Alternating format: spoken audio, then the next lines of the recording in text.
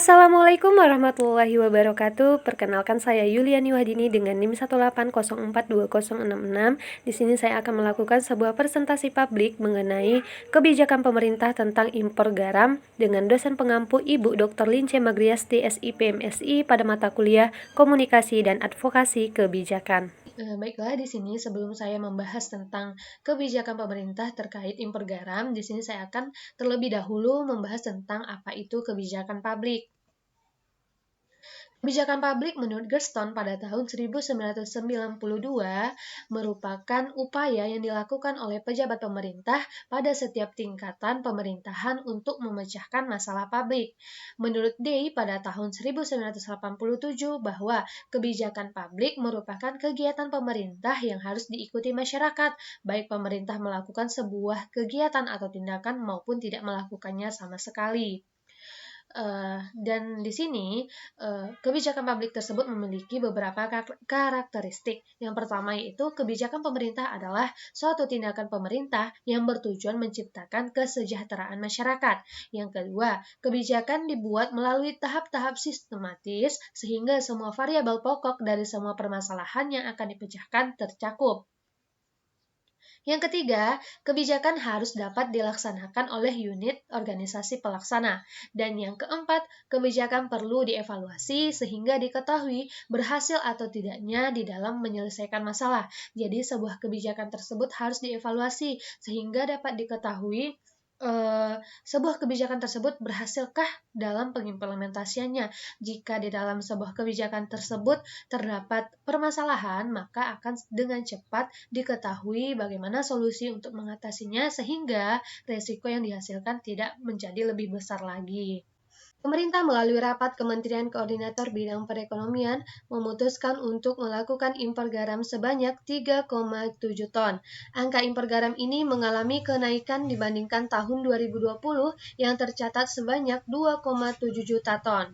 Mengenai impor garam ini, pemerintah memiliki beberapa regulasi, di antaranya pemerintah telah menerbitkan Peraturan Pemerintah Nomor 9 Tahun 2018 tentang tata cara pengendalian impor komoditas perikanan dan komoditas pergaraman sebagai bahan baku dan bahan penolong industri. Hal ini menunjukkan bahwa pemerintah Indonesia tidak pernah serius dalam menunjukkan keberpihakannya terhadap para penambang garam di Indonesia. Bahkan pemerintah Indonesia sendiri tidak memiliki peta jalan yang komprehensif dan jangka panjang untuk menunjang kedaulatan pergaraman di Indonesia.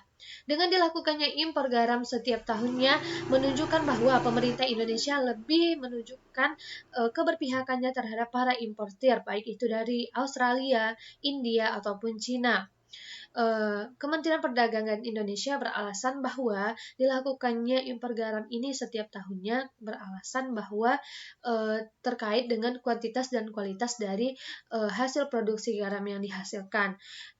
Bahkan sedangkan garam yang diimpor tersebut dipergunakan untuk memenuhi kebutuhan industri dan beranggapan bahwa produksi atau hasil produksi garam lokal yang dihasilkan di Indonesia ini belum sesuai atau belum mencukupi kebutuhan belum sesuai dengan kebutuhan industri. Pemerintah Indonesia selalu mengambil jalan pintas daripada membangun kekuatan garam nasional dalam jangka panjang. Di samping itu, Peraturan Pemerintah Nomor 9 Tahun 2018 tentang tata cara pengendalian impor komoditas perikanan dan komoditas pergaraman ini tidak berpihak terhadap kedaulatan, kesejahteraan, dan kesejahteraan petambak garam Indonesia. Sebaliknya, PP tersebut semakin mempermudah impor komoditas perikanan dan pergaraman yang selama ini hanya menguntungkan segelintir orang, yakni pengimpor. Kebijakan pemerintah terkait impor garam merupakan kebijakan yang terus berulang dan selalu mengalami kontroversi sejak dahulu. Jika dilihat dari wilayah geografis Indonesia yang 2/3-nya merupakan wilayah lautan, sangat disayangkan apabila terus-menerus melakukan impor garam dari negara-negara lain, baik itu dari Cina, India, bahkan dari Singapura yang wilayah lautannya tidak seluas yang ada di negara Indonesia. Bahkan Kebijakan pemerintah terkait impor garam ini dinilai menghambur-hamburkan APBN serta ketidakberpihakan pemerintah terhadap para penambak garam di Indonesia. Bahkan tidak sedikit yang mematahkan klaim pemerintah bahwa garam lokal di Indonesia belum cukup baik dalam kuantitas maupun kualitasnya. Banyak beranggapan sebaliknya bahwa garam lokal di Indonesia sudah cukup baik dalam memenuhi kebutuhan industri. Bahkan para penambak garam di Indonesia sudah mampu memproduksi garam hingga ratusan juta ton pada saat hujan. Di sini perlu peran pemerintah untuk membangun kedaulatan penambak garam yang ada di Indonesia. Kebijakan impor garam ini juga dinilai sebagai kebijakan yang mempertahankan status quo. Pasalnya, impor garam sudah menjadi tradisi setiap tahunnya di Indonesia. Meskipun masa kepemimpinan di Indonesia berubah, kebijakan ini tetap terus berlanjut, bahkan mengalami peningkatan jumlah impor.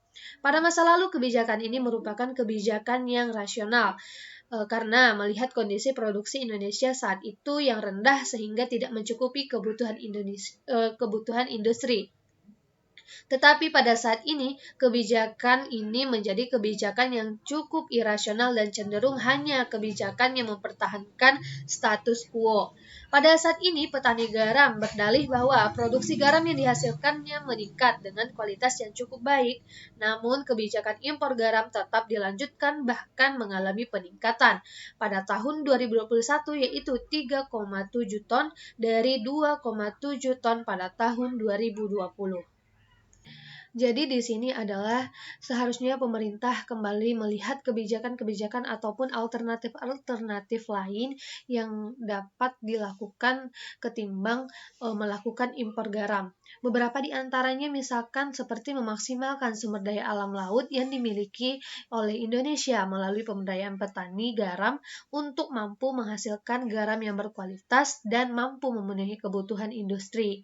Selain itu juga jika dilihat lebih jauh, banyak sekali daerah pesisir di Indonesia yang belum memiliki tambak garam karena pengetahuan produksi yang rendah. Untuk itu, sudah seharusnya pemerintah melihat potensi masyarakat dan sumber daya alam di Indonesia dalam rangka meningkatkan perekonomian, khususnya melalui produksi garam di Indonesia. Baiklah, sekian presentasi publik yang dapat saya sampaikan. Kurang lebihnya saya mohon maaf. Assalamualaikum warahmatullahi wabarakatuh.